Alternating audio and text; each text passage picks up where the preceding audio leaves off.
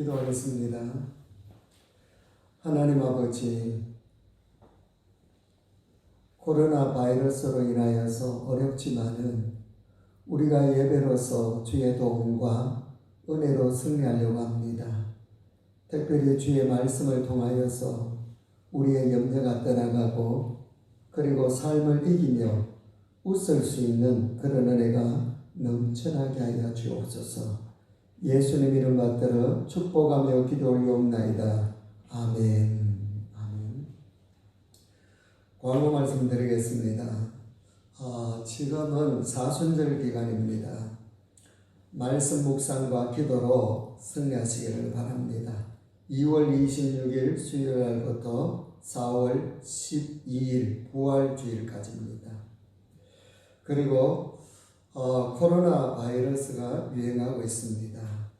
성도와 우리 국민과 각 가정 건강을 위하여서 늘 기도해 주시면 고맙겠습니다. 오늘 본문의 말씀은 창세기 21장 1절에서 13절입니다. 제목은 말씀으로 웃자입니다. 말씀으로 웃자. 여러분들 이렇게 만나게 돼서 반갑습니다. 이 코로나19로 인하여서 가정적으로나 그리고 기업적으로나 그리고 특별히 환자의 가정 너무나도 어려운 가운데 있습니다. 인터넷에 올린 어느 초등학생의 글이 생각이 납니다. 방학이 길어지자 엄마들이 괴수로 변했다. 그 중에서 우리 엄마가 제일 사납다라고 했습니다. 그래서 나는 아주 고통스러운 삶을 살고 있다라는 이야기를 들었습니다. 그리고 대기업이나 소기업, 자영업, 직장 모두가 어렵죠. 그 중에서도 환자나 가족과 그 다음에는 의사, 간호사가 정말로 힘듭니다. 어느 여교수 분의 글을 보았습니다. 내 언니가 내 언니에게 코로나가 감염이 되었다. 그래서 자택에서 대기를 하고 구청에 계속 연락을 했는데도 불구하고 계속 기다려달라고 한답니다. 언니의 호흡은 점점 가빠지고 의식은 약해지고 그래서 계속 구청에서는 연락을 해도 기다려달라고 했다고 합니다. 일주일간 아무것도 먹지 못한 채 대책 없이 방 안에 그냥 누워있기만 했다라는 거죠. 온 가족이 눈물로 하루하루를 지켜봐야 했다라는 겁니다. 그래서 겨우 119로 구급차에 왔으나 구급차가 왔지만은 병원을 찾지 못해서 몇 시간 만에 다시 집으로 돌아와야만 했다라는 그런 글을 읽고 참으로 환자나 그 가정이 어렵다라는 생각을 가지게 됐습니다. 이러한 때에 특별히 우리는 이 본문을 통하여서 말씀으로 웃을 수 있는, 말씀으로 승리할 수 있는 정말로 어려운 가운데 있지만은 우리는 말씀으로 위로를 받고 말씀으로 소망을 가지고 웃을 수 있는 그런 한 주간이 되시기를 바랍니다. 웃음의 종류는 정말 기뻐서 웃는 웃음이 있고 아니면은 허탈해서 어이없어 웃는 웃음도 있습니다. 그리고 기가 막혀서 웃는 웃음도 있다라는 거죠. 특별히 아브라함의 아내 사라는 18장 12절의 웃음은 바로 허탈해서 어이없어서 웃는 그런 웃음이었습니다. 이유는 24년 전에 하나님께서는 아들을 주신다라고 해놓고 지금까지 기다렸는데 지금 또 말씀하시니 웃는 거라는 거지요. 당연한 웃음입니다. 지금 나이가 89이 되기 때문이죠. 그런데 실제로 1년 뒤에 나이 90이 되었고 남편의 나이는 100세가 되었을 때에 딱 25년 만에 아들 이삭을 주셨습니다. 그래서 21장 6절에 보면은 하나님이 나를 웃게 하시니 그랬었습니다. 이 웃음은 정말 기뻐서 웃는 웃음이라는 거지요. 그래서 이 웃음은 하나님으로 인해서 나온 웃음이요, 말씀으로 인하여서 나온 웃음입니다. 이와 같이 정말로 힘들지만은 우리도 이 사라와 같이 정말로 기뻐서 웃는 그런 한 주간이 되실 줄로 믿습니다. 특별히 오늘 본문 2절에 보면은 사라가 임신하고 하나님이 말씀하신 시기가 되어 노년의 아브라함에게 아들을 낳으니 그랬습니다. 하나님이 말씀하신 시기가 되어 아들을 낳았다라는 거죠. 이때 사라의 나이는 90입니다. 아브라함은 100살이 됩니다. 이 말씀하신 시기는 1년 전입니다. 18장 10절 14절에 나왔죠. 가장 중요한 키포인트는 말씀입니다. 하나님의 말씀은 반드시 이루어지고 부도나지 않습니다. 그래서 오늘 1절에 보면은 여호와께서 말씀하신 대로 사라를 돌보셨고 여호와께서 말씀하신 대로 사라에게 행하였으므로 그랬거든요. 그리고 2절에 사라가 임신하고 하나님이 말씀하신 시기가 되어 그랬었습니다.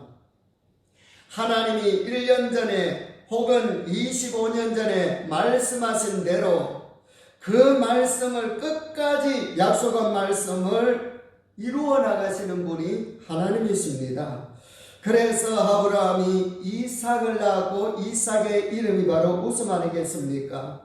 그러니까 아브라함은 어떤 노력과 애를 써서 이삭을 얻어서 행복해진 것이 아니라 하나님의 약속의 말씀으로 행복해졌다라는 거지요.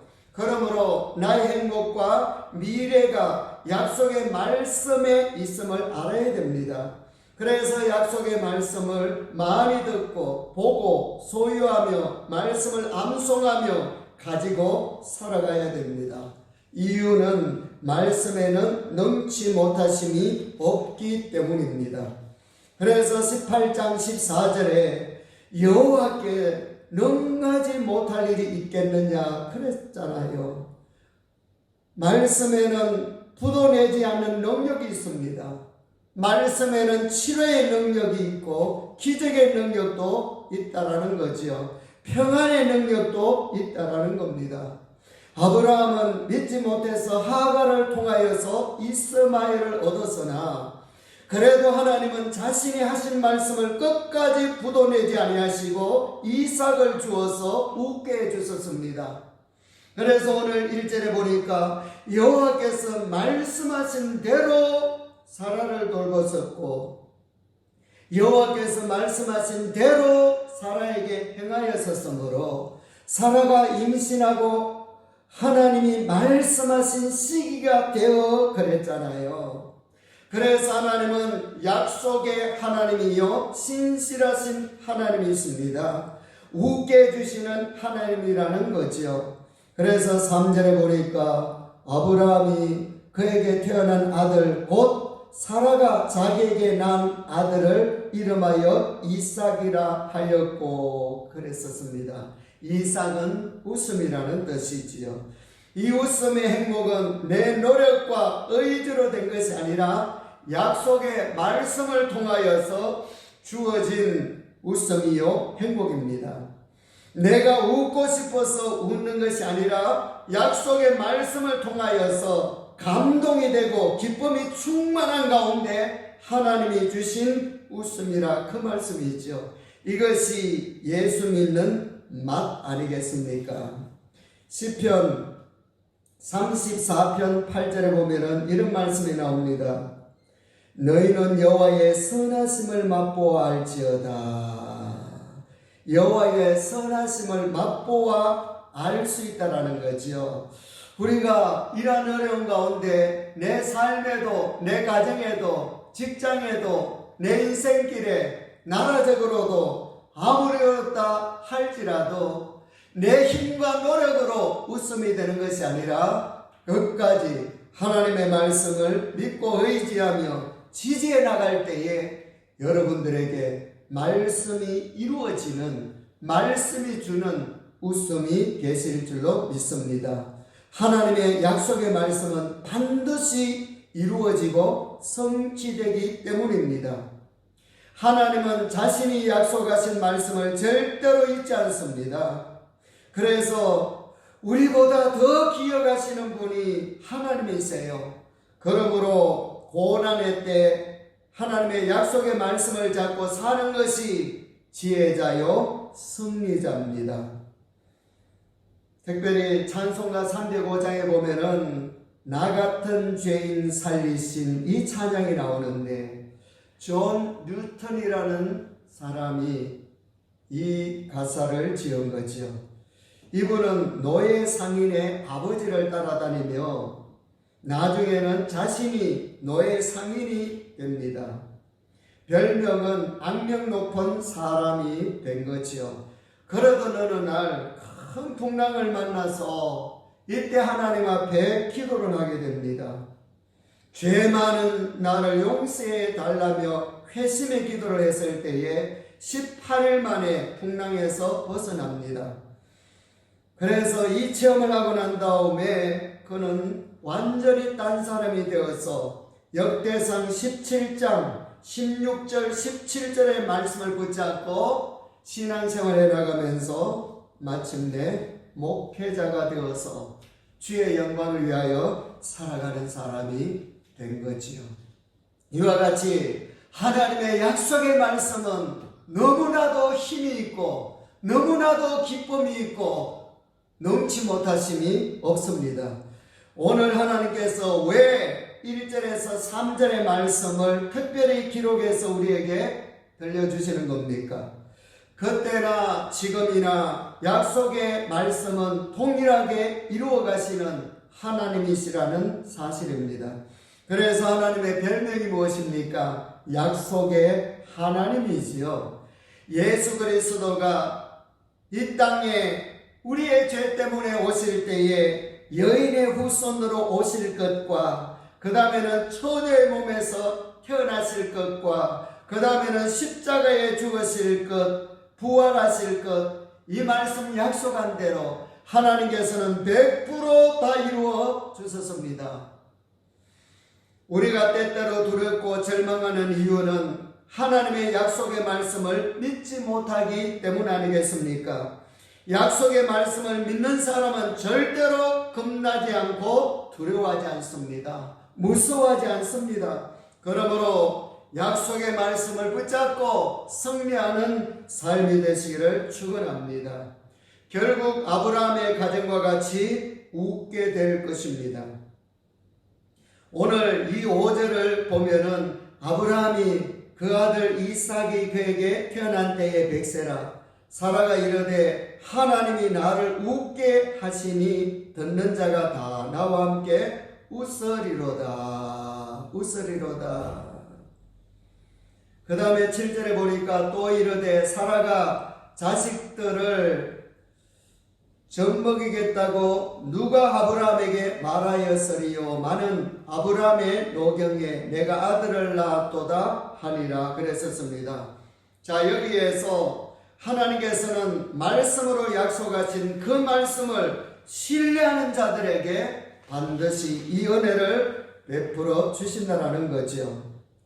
그런데 우리가 믿음의 조상 아브라함이지만은 하나님의 약속의 말씀을 믿지 못하고 현실적인 방법에 끌려 살았던 때가 있었습니다. 그것이 바로 15년 전에 몸종 하갈을 통하여서 이스마엘을 낳았지요.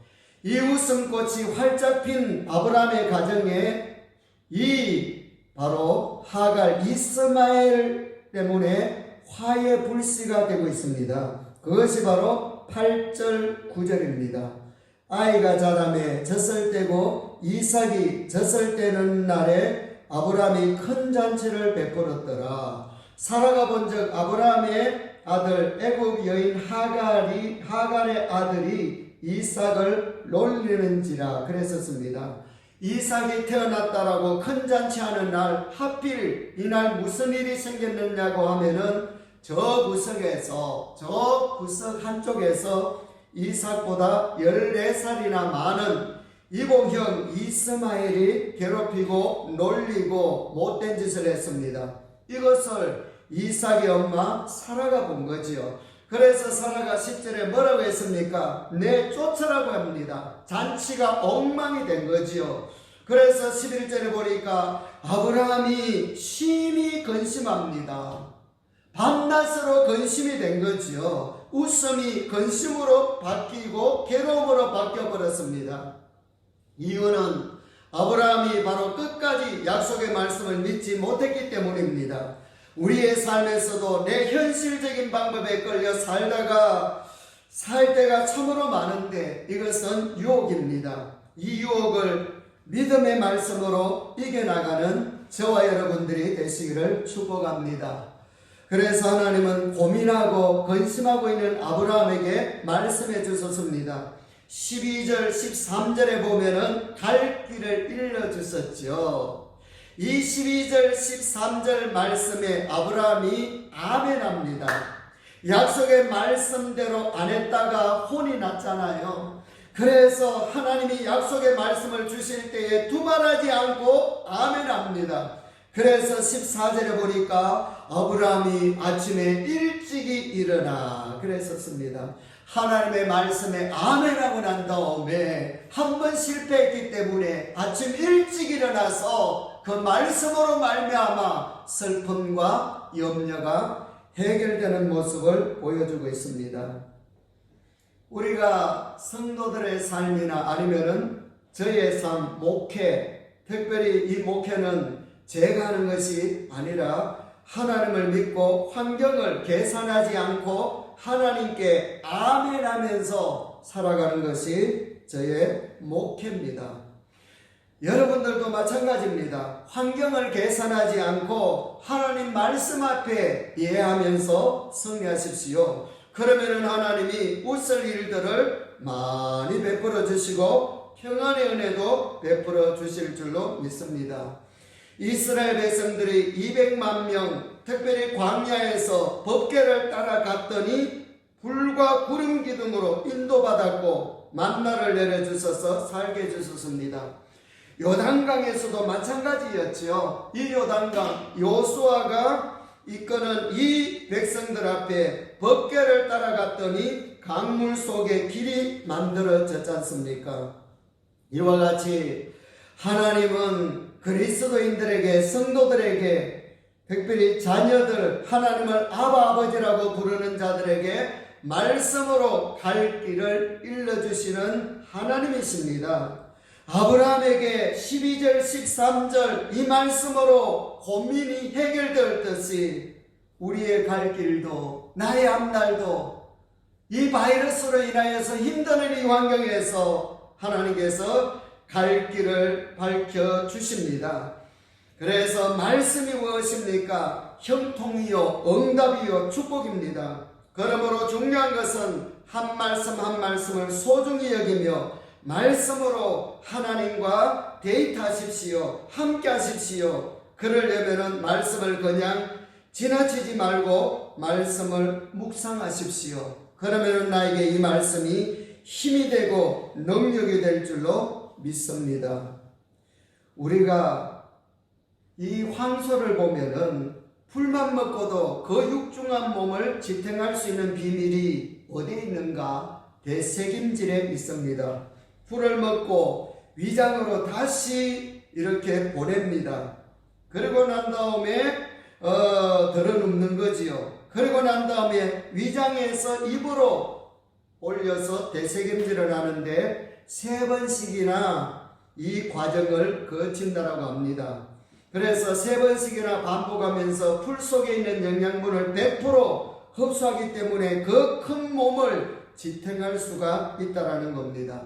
이와 같이 오늘 이 본문에서 하나님은 어떤 분입니까? 말씀으로 웃게 해주시는 하나님이고 25년 만에 그리고 1년 만에 하나님의 말씀은 100% 이루어졌었습니다. 저와 여러분들이 승리하게 되시기를 축복합니다.